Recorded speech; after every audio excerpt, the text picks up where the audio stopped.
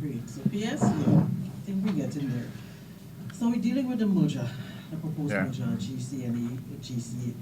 And well, we know it's not a new issue, so maybe you could start there by just setting the scene for us. How long have discussions on this issue been taking place? And I'm sure by now it's something that is widely known by farmers in both GCA and GCNA. Yeah. Well, basically, we are trying to clear the air on as it relates to some information that basically was in the media surrounding the merger of the GCNA and GCA. Merger, basically, in that context, is not a new topic. As a matter of fact, when I entered this ministry, the merger was very much on the table. So, sometime in the early part of 2019, we had a meeting with both boards, the board of the GCNA and the GCA, where we put the topic into sharp focus. And at that meeting, well, unfortunately, the minister was supposed to be the one, chairing the meeting. She had some family emergency, so she couldn't make that meeting. But we proceeded with the meeting. And in essence, the two concerns that were shared with respect to the merger at the time was that the boards felt that the minister was not very clear. There was not a clear policy statement as it relates to the merger. And two, that any attempt to merge must come from, bottom up, that is from the farmers. So out of this, basically, we had a meeting, we had a committee selected of 6 persons, 3 from both of the associations. Unfortunately, nothing happened because later it was communicated that the association felt that the ministry should be the one taking lead.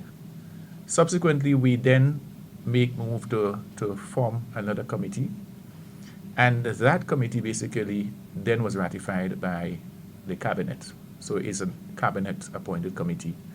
And in that committee, you have 5 members. So you have 1 person representing the legal fraternity. You have 2 persons representing the Ministry of Agriculture, 1 person representing the GCA, and another representing the GCNA. And of course, cabinet appointed also a consultant to work with the committee.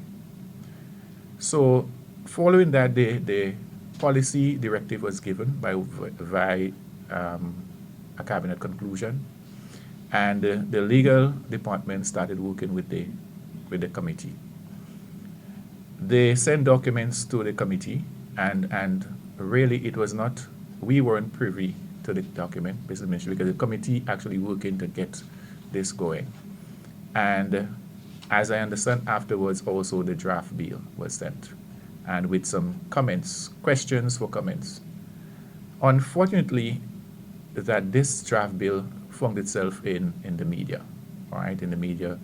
And I could understand why maybe the farmers are upset, because we didn't get to that stage yet of engaging the farmers, but the bill was in the media. And it's very unfortunate that we find ourselves in that way, but that is where we are.